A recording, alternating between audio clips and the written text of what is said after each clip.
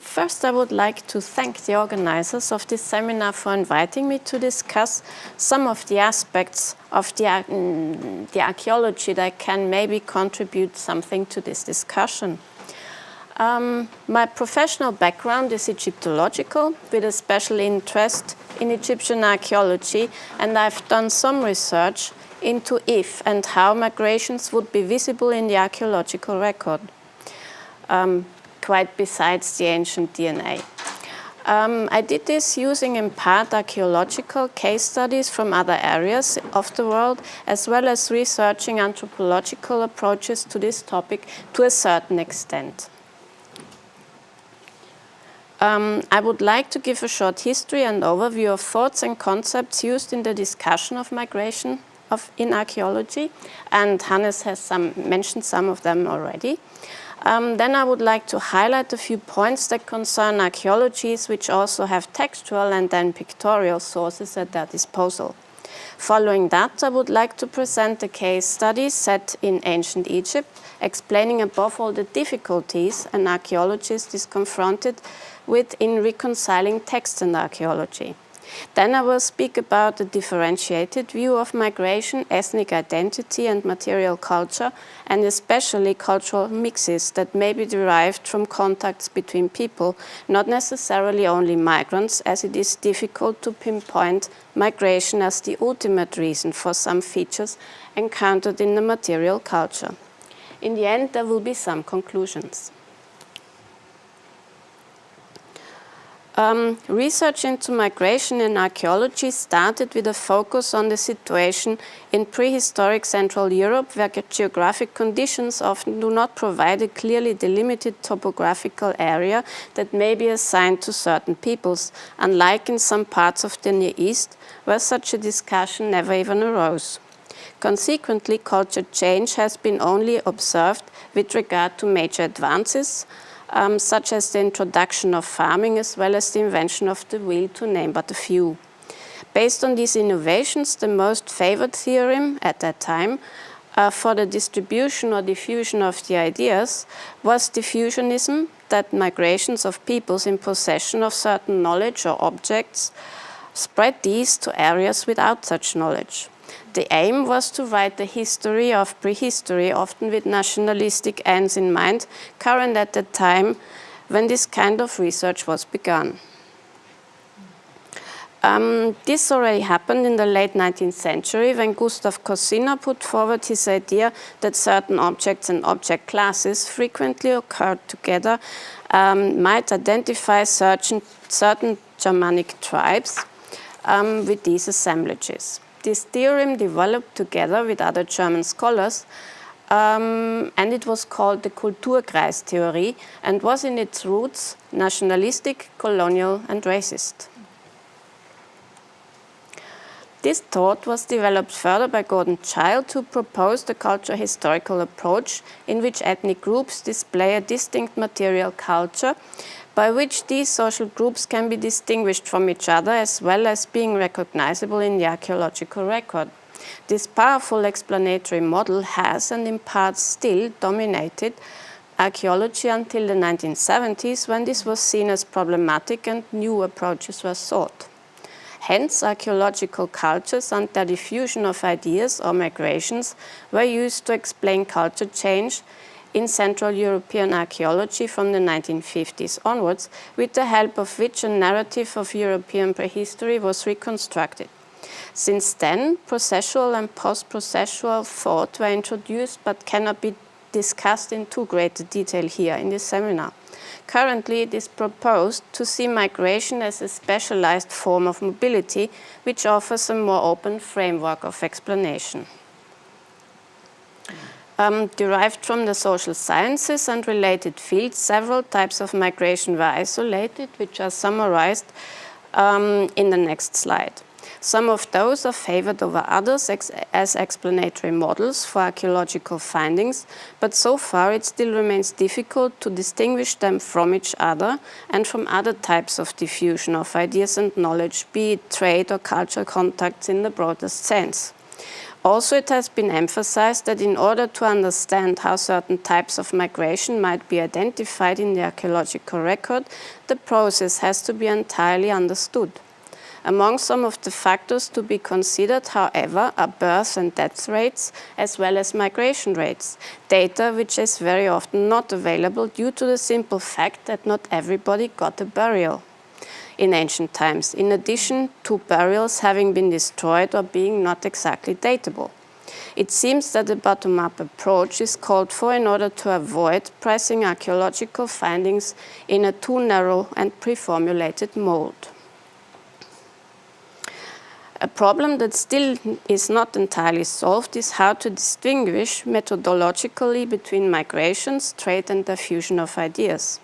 While Stefan Burmeister in the search for archaeological proof for migration proposed to look very closely at those areas of social life of purported immigrants that are not exposed to public scrutiny of the host society. This he called the internal or private sphere and is most likely to retain traditions from the place of origin of the immigrants. Among those may be listed the position of the doors and windows and the placement of fireplaces, as well as the arrangement of kitchens, as food and food-related issues are considered as extremely traditional. The external sphere is less likely to reflect original traditions of an immigrant, as it is under public scrutiny by the host society, and so more probable to adapt to local customs. Closely related to the discussion of migration is the recognition of ethnic identity in the archaeological record, because only if such an identity can be filtered from the archaeological remains is it possible to trace migration.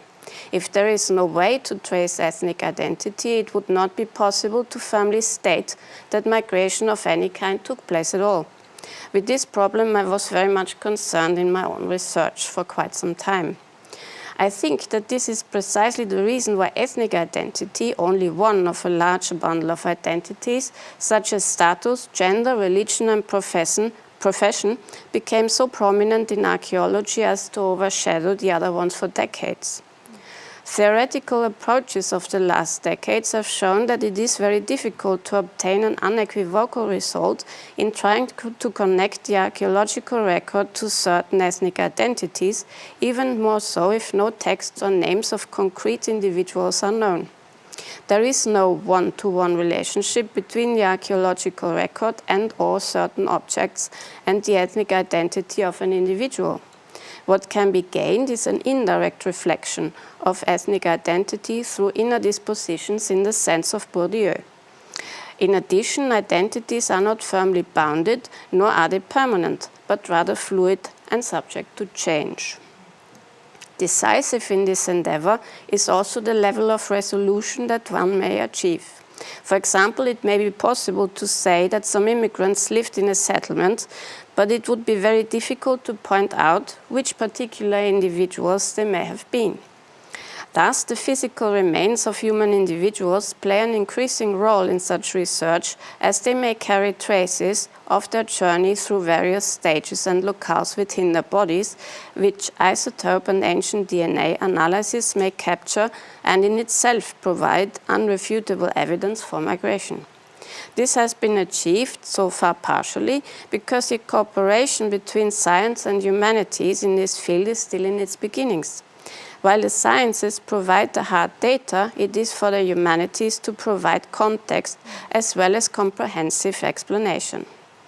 For ancient Egypt, the possibility of ancient DNA databases are very restricted, because human remains are only allowed to be sampled in exceptional circumstances by the current governmental ministries. In spite of that, there are human remains in European museums, and they are increasingly included in research designs. Thus, by and large, Egyptian archaeology can only provide old-fashioned evidence of objects and fine circumstances that provide material to interpret. And this is always, of course, ambivalent. Ancient Egyptian objects have always had a unique effect of recognition, providing icons of Egyptianness, such as the mask of Tutankhamun or the bust of Nefertiti, or similarly typical items, and considered to be somewhat isolated from other areas of the ancient Near East. But no culture exists in isolation, and increasingly influences derived from the neighboring polities are being recognized, and the culture concept as clearly delineated blocks gradually abandoned. Still, if you look at these objects, the association with ancient Egypt will immediately be made, and it is difficult to conceive why these objects should not be completely Egyptian and individuals who made and used them be entirely Egyptian. But one does not have to be Egyptian to use an Egyptian object, and it may have been used differently, which only contextual studies would reveal. A case in point being the undoubted Libyan kings of the Egyptian 22nd dynasty, who are always portrayed in Egyptian style, but the placing of an Egyptian crown on their heads does not make them ethnically Egyptians, only perhaps in their behavior. The next slide exemplifies only one of the many influences which cannot be discussed here in great detail, but which has some impact on the migration debate, as it clearly reflects that objects from outside Egypt had an impact on the way Egyptians made objects. The stirrup jar on the right is Mycenaean, which can be proved by its raw material and the manufacturing technology, while the example on the left is an Egyptian example made from faience, which represents one Egyptian interpretation of a Mycenaean vessel. Why this was done is currently not known or even theorized, and I do not want to go too deeply into terminology for this. Although the stirrup jar example is derived from the New Kingdom, it shows that some objects are immediately connected to a certain cultural area by us. This has also some bearing on the discussion, to which I will come back later. The existing sources cannot be taken as the complete picture. It always represents only a sample due to the chance of preservation.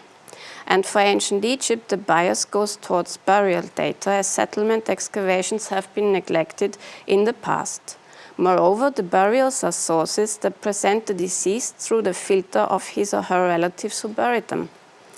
The famous sentence of Parker Pearson, "The dead don't bury themselves," is of particular importance here. Thus, what can be seen in the burial cannot be taken completely at face value for interpretation of the identities of that individual, except for the body itself. The surviving kinship group might have liked to present a relative richer or more important in status terms than they actually were in life. The interpretation of the items in a grave can also wildly differ. As example, weapons in tombs might be owned by the deceased in life, or they may be trophy weapons that were taken from an enemy and given as grave goods in order to gain the inherent strength and bravery of the defeated enemy. Both traditions are attested, but if there is no textual evidence to suggest one or the other possibility, both remain valid options. In addition, there is a difference of how text-centered scholars view their sources and archaeology-centered scholars theirs. In many cases, only one of the source types is available, and this leads to entirely different approaches. After all these introductory remarks, and I apologize for the text-heavy slides, this will change, I promise, I would like to come to my Egyptian case study, which is situated in the 2nd millennium BC. For ancient Egypt in the Middle Kingdom, there are several textual sources which relate that foreign people from Syria, Palestine were taken into Egypt as prisoners of war. One of these is the diary of a campaign into that area by Amenemhat II, the king of the 12th dynasty. Later, during the same dynasty, other documents attest that Syro-Palestinian male and female individuals were working in Egyptian households in a variety of professions such as weavers and simple workers. Some of these texts clearly relate to propaganda and thus need to be seen in context with due critique. Also, pictorial evidence attests to contacts with foreigners from roughly these areas. The identification has to remain vague because the Egyptian place names used are not very specific. The rendering of the foreign individuals is quite different from Egyptian people, with different hairstyles, different skin color, and different clothing. Egyptian art reflected very early differential looks, and the formation of racial stereotypes for foreign people is attested from quite early on. As part of such a process, the tropical belief that the king is the master of heaven and earth in an all-enveloping way certainly played a role. For this reason, the name of the foreign people, Amu, is written with the determinative of the bound enemy, and this is in the red circle up there. But this does not necessarily mean that in daily life foreign people were treated as enemies, and this is another dichotomy. I showed you the artistic reproduction of that scene undertaken by Richard Lepsius in 1842-45 because the original is not exactly well preserved but still remarkable. The site providing my case study is situated in the Egyptian northeastern Nile Delta, an area that can be considered liminal in the sense that it was easily accessible from Syria-Palestine via land routes, so that contacts with that area are not too surprising. They are attested since prehistory. In this instance, I would like to highlight the fundamental difference in the landscape and topography between the Delta and the Nile Valley. While the Delta is now completely reclaimed for agriculture and is the breadbasket of the country, in antiquity it was much wetter and in many places swamp-like. Only on raised sandy hills was settlement possible. Also, the effects of the yearly Nile flood, now prevented by the Aswan High Dam, must be taken into account, and they were certainly severe. In the Nile Valley, the mountains and deserts come up very close to the Nile. Into these mountains, the tombs were usually carved. The site of Tel el-Daba contains multiple periods, and I will only shortly dwell on some important points of this truly huge site, which are immediately important for the topic in hand. First, the site comprises a multitude of levels from the early 12th dynasty to the late period, that is roughly from 2000 BC to the 6th century BC. Second, not all the levels occur in all the areas. Third, the expanse of the site is quite large, with a number of more or less extensive areas which allow general conclusions on urban planning that do not necessarily relate to the area I'm going to talk about. And I can only talk about a short period of about 50 years of this long history.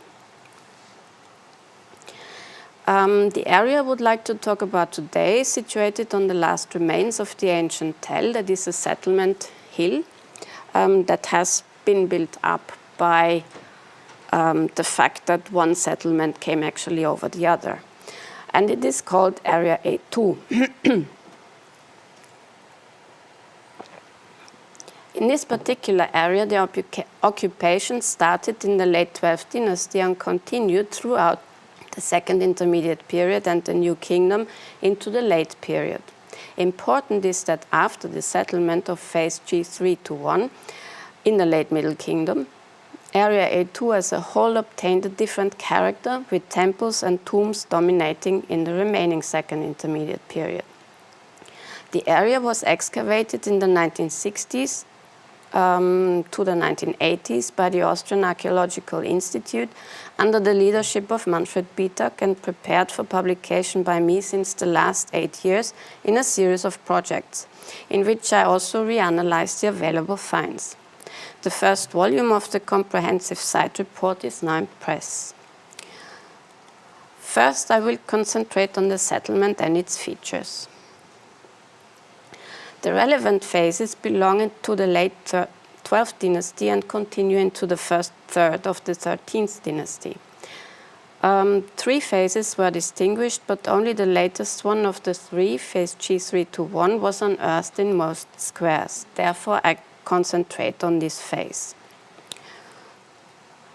The next slide shows the distribution of the areas of the site where the contemporary settlement areas of the late Middle Kingdom were excavated. They belong to the same time horizon as shown by comparative analysis of material culture, mainly pottery, conducted by other colleagues. In the late Middle Kingdom, the presence of individuals from the Levant is already attested in other parts of the site, but mainly by means of burial customs and not by features in settlement areas that could be assigned to immigrants. In Area A2, in the earlier levels, only one single child burial, and not in a pottery vessel, below the floor of a house is attested, and it did not yield any burial gifts. It seems very likely at this point that the A2 quarter already had a different function than other contemporary parts of the site. The layout of the settlement of the late Middle Kingdom is notably irregular, and studying the development of the settlement shows in many instances that the properties had largely the house plans remained the same over these three phases. The houses and precincts contain domestic installations such as rounded silos and fireplaces, and as well as benches and hearths made from disused char bases. All of this is known from other Egyptian settlements. The houses themselves are of different sizes with different layouts, suggesting a certain amount of social stratification among the inhabitants.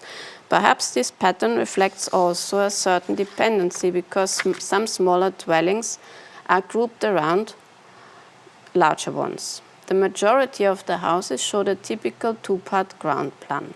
Also shown is the distribution of the two-part house type across Area A2, and in many cases this type forms the core of the precincts or buildings respectively. The rather narrow alleyways run irregularly. All in all, the settlement makes the impression of organic growth and self-organization rather than following a preconceived master plan. This is the major difference to the canonical planned Middle Kingdom settlements such as Lahoun, which is very famous and is usually given as the textbook example for an Egyptian settlement. This is not to say that no other organically grown settlements existed, but they are rather elusive to date due to the general lack of settlement excavations in Egypt. The next slide shows the concept of the rectangular house with sometimes unequal room division, as it is represented also by the hieroglyph for H. An early instance of a similar plan was found in Abydos quite recently, hinting at the Egyptian tradition of this house plan. Whilst the roofing of wide rooms with vaults is conceivable, it seems improbable for ordinary housing like we have here. The covering with wooden beams would seem more likely. A similar concept of organization of rooms can be seen in the wooden models of the early 12th dynasty, where various rectangular and even almost square ground plans are divided into subunits. It is assumed that these models, although burial gifts, are modeled on real houses. The red circles show the doors of the houses that are frequently arranged in a way to not allow direct access but necessitate at least one turn. The same feature can be found in the settlement of phase G3 to 1, where the doorways could be ascertained, and that wasn't always the case, unfortunately. The next slide shows that the contemporary settlement of F1, which was analyzed by a colleague of mine, and Area A2 developed quite differently in the late Middle Kingdom. Whilst the architecture in A2 often follows the previous layout from the older phases, there is a distinct break in Area F1 in that the housing units are built into the ruins of a large mansion of the previous phase. Also, there was a considerable number of tombs in this part of the settlement in an even smaller expanse of space. The tombs were located within houses under floors and in courtyards and other free spaces. In contrast, phase G3 to 1 in Area A2 includes only 8 burials, fewer than expected for the size of this quarter. One tomb accommodates a kinship group, the others are single interments. Where the other inhabitants of A2 were buried is currently unclear. The next slide provides a summary of the differences between the settlement structures of the two areas. Important also seems to be that the plot boundaries in Area A2 stay the same, while they changed quite severely in F1. As for the domestic finds from the settlement itself, there are no clear traces of any type of cultural diversity that may indicate a Syro-Palestinian presence, except for a few pottery types. The most ubiquitous find is pottery. Some tools were made from sherds, reusing them. Large amounts of animal bones were collected and analyzed by the late Joachim Bösnik and the late Angela von den Drisch. Their published results are included in the final analysis. This will provide clues concerning the diet and animal husbandry and eventual differences between loci. Also, objects made of bones were found, such as oars and astragali. Stone tools comprised querns, grinders, mortars, and a limited amount of chipped stone tools. Furthermore, stone vessels, a group of siltstone objects, and a few limestone molds for tools were found. Also, plant remains were collected in some instances. Finally, a few architectural elements were unearthed in the settlement. I would like to introduce the pottery repertoire, which is quite repetitive, with so-called beer jars, transport amphorae, large storage jars, the tableware of hemispherical cups, imported finewares, some local copies of them, cooking pots, corrugated neck jars, and large rough plates and dishes. They form the bulk of the ceramic finds, and this is more or less repeated over and over again. And this is what it normally looks like. The complete pieces are the exception. The pottery repertoire of this late Middle Kingdom phase can be characterized as follows. There are locally produced pottery vessels, which are in the blue circles, as well as Egyptian marl clay imports from the Nile Valley, which suggest connections between the delta and the south. There are also importations from Syria, Palestine, and a third category also appears at this time, namely the local production of previously imported materials, which only just about begins in this period. In quantitative terms, this is a very small group. The exactness of these local copies is quite striking and seems to imply first-hand knowledge in the chaîne opératoire of the manufacture of these vessels, so that it seems unlikely, currently, that they were produced by the same group of people who made the Egyptian-type vessels, also known from other sites in the Nile Valley. The only other type with a clear connection to Syria-Palestine is the crudely handmade cooking pot with straight walls and a flat base. Numerous parallels can be named in the Levant during the Middle Bronze Age. They may show a row of indents below the rim or perforations, as well as roughly applied ledges. These pots occur as real imports and as locally produced vessels. To the importance of this feature I will come back later. Much more frequently, a cooking pot with folded rim and scorch marks was found in the settlement in almost all of the contexts, and it was made of a local clay fabric. This also has parallels in the Nile Valley. Some of the stone tools mentioned earlier are shown here, from simple grinders to querns and pierced stones, stone vessels and chipped stone tools. There is no evidence to favor a Syro-Palestinian origin of these tools over an Egyptian one. The chipped stone tools do not have parallels there, but querns and rubbing stones are so universal as to look very similar in raw material and form that no origin can be favored over another. A very special group of stone implements made from greenish-grey siltstone, which does not occur in the delta, was also found in the settlement. Unfortunately, most of them are not from in situ locations, but in ancient discard loci and not together. Noteworthy is a very rounded and polished sphere which may represent a weight. Another weight is cuboid with a rounded top. Both are without inscription. The function of the elongated object with the round section could not be identified. It preserves traces of red color. For these, there are parallels known in Egypt but not in Syria-Palestine.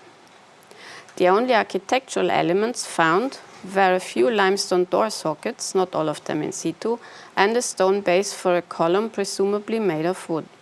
Such items were also found in other Egyptian settlements in the Nile Valley. Now I would like to turn to the evidence from the tombs which were situated within the settlement itself, namely in the courtyards of compounds or below the floors of houses. This fact by itself has been used to argue that the inhabitants of the late Middle Kingdom settlement were exclusively immigrants, because in Syria-Palestine often the burials are laid down in settlements as well, but not in Egypt in the Nile Valley, except for children who are buried under the floors of rooms.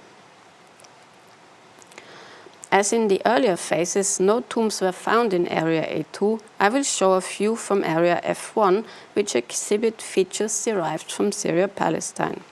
A prominent example is that with the seated statue of a Syro-Palestinian dignitary, depicted according to the Egyptian artistic canon, but with the same hairstyle as the members of the Syro-Palestinian trade caravan in the tomb of Beni Hassan that we saw before.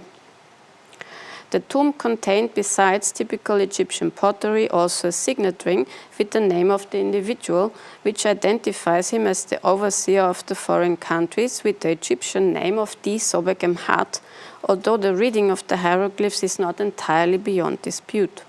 Further, he was equipped with weaponry of Syro-Palestinian tradition. The next slide shows the combination of Egyptian-style objects and Syro-Palestinian ones. The cosmetic jars on the left and the playing implements have plentiful parallels in the Nile Valley, but the weaponry is still well connected to Syro-Palestinian prototypes. Whilst the double-chambered tomb set into a pit has parallels in Egypt as well as in other areas of the Near East, the donkeys are clearly connected to Syria-Palestine. The size of the mud bricks, in contrast, convenes well with Egyptian traditions and measurements. A similar combination of cultural traits can be found in the next later phase in Area A2. The tomb was constructed as a chamber set into a pit and also finds parallels in the Nile Valley. And you can see what a problem the high water table can put up for the excavation. The grave goods are again combined from both traditions in a similar way as before, where the weapons of the male burial are derived from the Syro-Palestinian tradition, but the personal adornment items of the female burial is derived from the Egyptian tradition. The pottery consists of local Egyptian and imported Syro-Palestinian items. Other types of burials were also observed. For example, one in a good quality limestone sarcophagus with an extended supine female burial, which was set into the floor of a room. It could not be entirely ascertained whether this room was still in use when the burial was laid down. Due to the wet subsoil condition, it is impossible to speculate about the presence or absence of mummification, which is the icon of Egyptianness. In this case, the grave goods consist entirely of Egyptian items: a bead necklace of carnelian, clay and faience beads, and a kochel pot of calcite. Finally, I would like to present an overview of the remaining tombs of Area A2.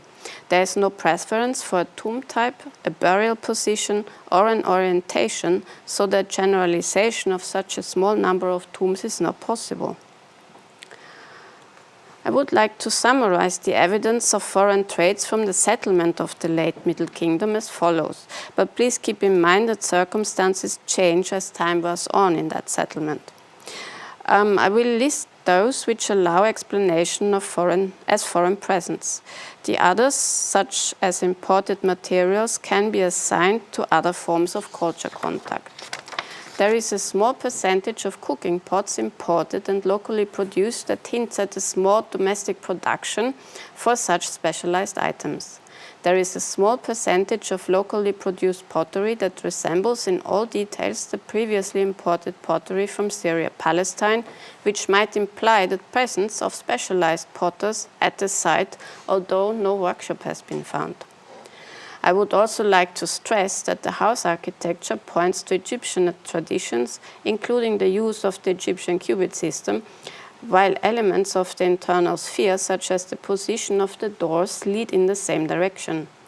From the tombs, the evidence is in part more conclusive, although the mere fact that they are within the settlement may be due to the different topographical circumstances of the delta as opposed to the Nile Valley. There is quite a variation in burial positions, which does not allow for a definite designation of extended supine as Egyptian, because in other cemeteries this is dominant, and crouched or flexed positions as Syro-Palestinian, because that is the dominant position there. Although in area A2 there is no donkey in front of the grave, in area F1 there is at least one, which shows that some individuals were familiar with this tradition at the same time. Finally, that leaves the personal adornments to be discussed. In the discipline of Egyptology, the adherence to the opinion that Egyptians would be buried with Egyptian items only is still very strong and adheres to Wobb's opinion that very visible objects carry inherent messages of ethnic affiliation. That this is also not always the case was shown by some ancient DNA studies in medieval Europe. In addition, there is no meaningful overlap of burial positions and personal adornment, which would assign one individual to the Egyptian and the other to the Syro-Palestinian cultural sphere. In short, evidence for immigrants found in the settlement area A2 of Tel el-Dabra is mainly derived from the tombs situated within the settlement and suggests inhabitants of women, men and children, that is not a garrison, for example, who seem to have both Egyptian and Syro-Palestinian identities to one extent. Within the settlement, the presence of a small percentage of Syro-Palestinian cooking pottery suggests the presence of some Syro-Palestinian women, while the local limitations of Middle Bronze Age pottery hint at women or men. It should be made clear that this settlement is not an enclave of foreigners, but has also a very strong Egyptian identity as well, as expressed by the artifacts of daily use and all surrounding architecture. As it is now possible to discern the ethnic identity of an individual in the current case study, it may be a way forward to rethink the concept of culture that is still in wide use as closed system, which is like billiard balls that collide and bounce off each other. If culture is thought as an open system which may incorporate influences from other areas or social groups, a situation with overlapping cultural traditions is easier to theorize. Some ancient DNA studies from Central Europe have shown that there is not necessarily a congruence of ethnicity and certain archaeological objects that have been considered as ethnic markers for several decades. And thus, more research should be done towards the way cultures mix, adapt, and appropriate each other. And this is what actually happened at the site of Tel el-Dabra in the following phases. I'm almost finished. Thus, we are still left with some open questions, such as, were the inhabitants of Area A2, phase G3-1, really immigrants or descendants of previously immigrated people? Were the Syro-Palestinians and Egyptians? Did immigrated men marry local women? How did these social groups live together? How was the power balance? Is the differentiated layout of at least two neighborhoods at Tel el-Dabra a reflection of this difference? Were there several waves of immigration in the long history of the site? Did they always come from the same place, or was it a heterogeneous group? I think the case study amply showed that due to the special circumstances, no inference about the individual level of immigration can be drawn about the individuals buried in that area I talked about.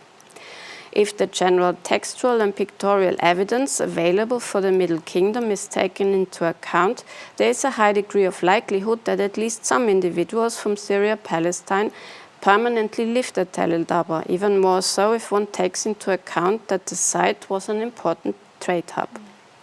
From the purely archaeological point of view, not a single inscribed find was made in the late Middle Kingdom settlement of that area. It remains likely that at least a few individuals from Syria-Palestine were present, because the evidence is not as unequivocal as it is often presented. Research on adaptation and appropriation of cultural traits and emulation processes, especially in an area of overlapping cultural affiliations and culture contact, has successfully shed doubt on the simplistic equation that pots are people. There is choice, and why should ancient people not choose or be mobile? Certainly not in our modern sense, but given within the opportunities and life circumstances. I thank you for your attention.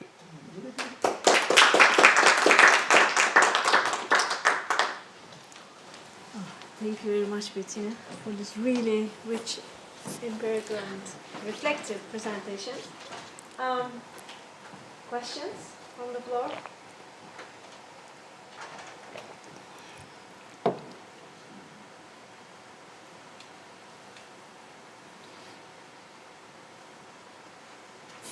I did overwhelm you.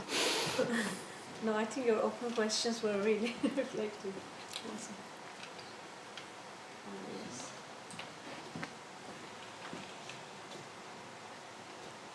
Yes. Thank you very much for, as Mina said, a very rich presentation. So I don't think any justice can be done on the part of my question to. I'm still processing a lot of the data, but I must say I think the tracing into individual cases is very interesting. It fills out these theses that you bring with. But maybe you can talk more then about the main project that this is derived from. You say you've worked on for 8 years. Have you done other cases in other parts of the world that you can compare this kind of approach with? Basically, I was interested in settlement archaeology to start with, and the migration question came in a bit later. I could not really go on top of everything into the fact that the individuals that were buried there were studied anthropologically, but cannot be accessed now to do ancient DNA if there is any preserved in them, which is a little bit unlikely due to the wet environment in which they were found. You have seen in how much water they were, and it would go up and down as the Nile flood came. So I don't know how likely it is to ever find anything in those bones.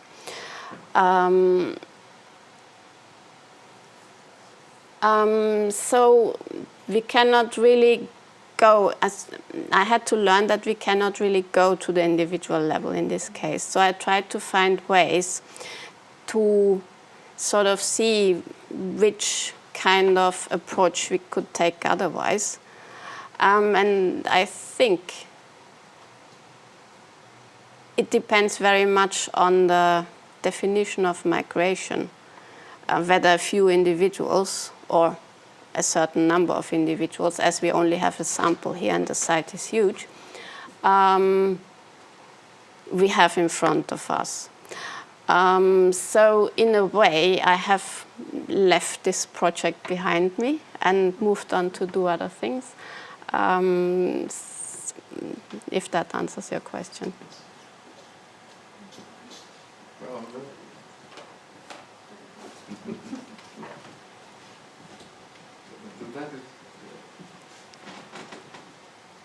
No, it's all in there. So.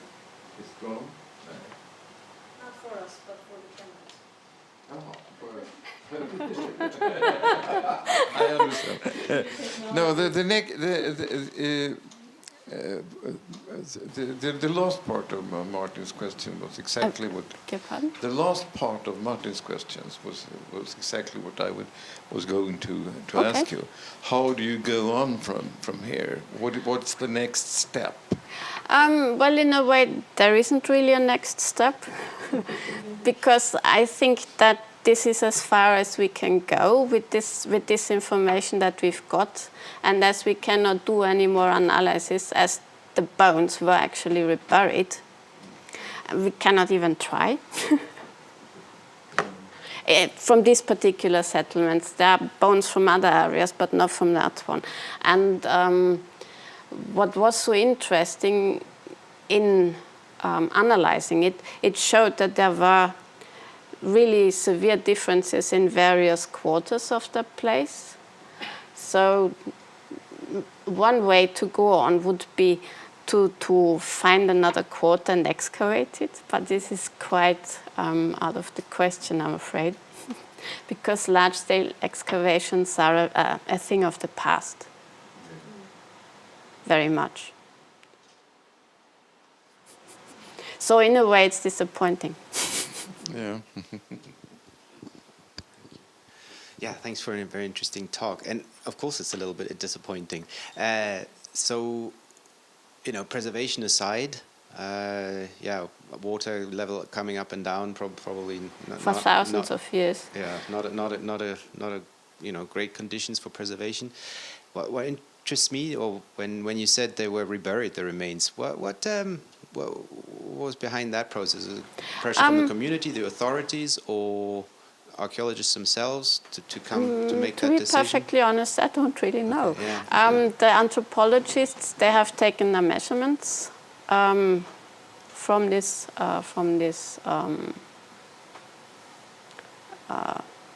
skeletal material. And then, as at that time in the 60s, there wasn't really a formal magazine.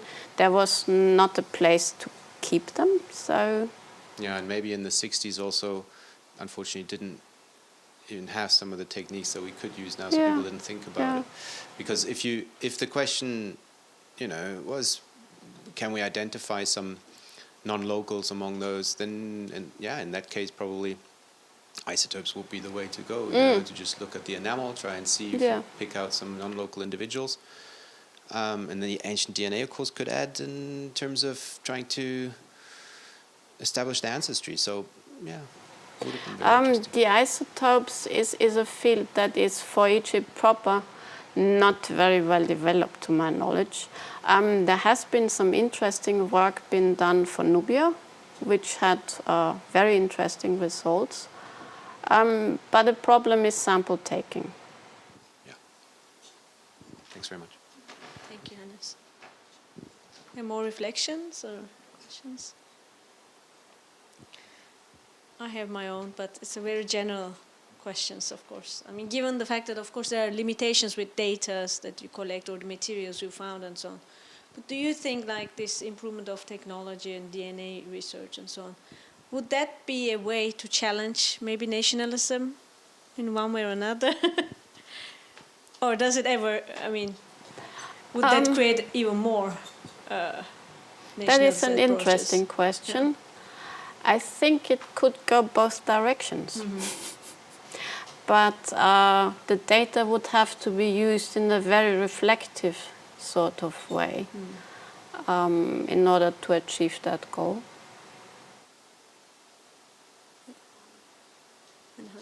Yeah, it's a very good question, and I'd just add to this that data of all kinds, whether archaeological or genetic or whatever, could be abused for those ends. So if you see this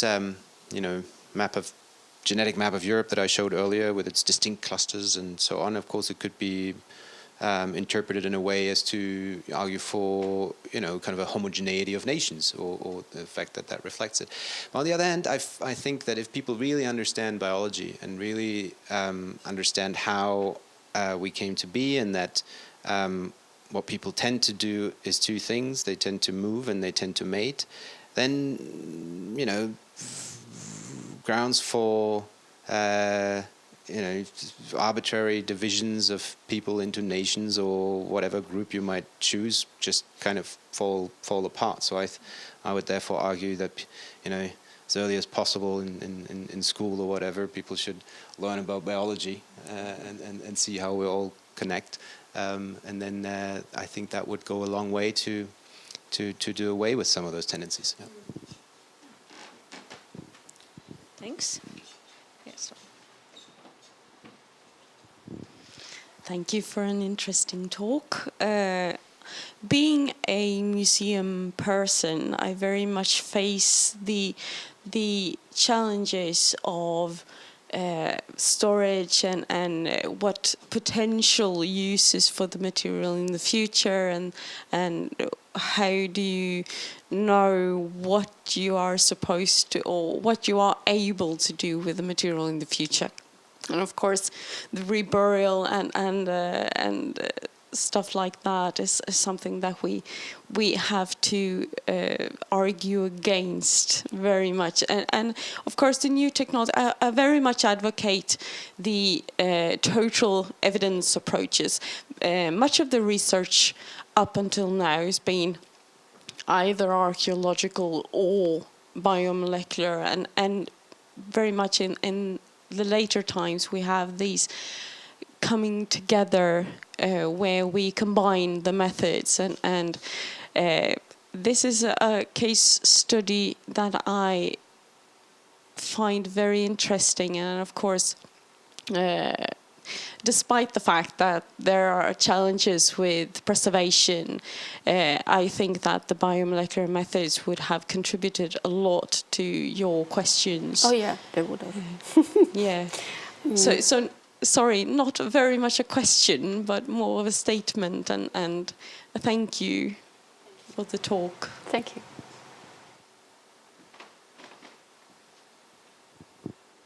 Okay, if there's not more questions, then we can wrap up the session and give a big applause for our speakers. There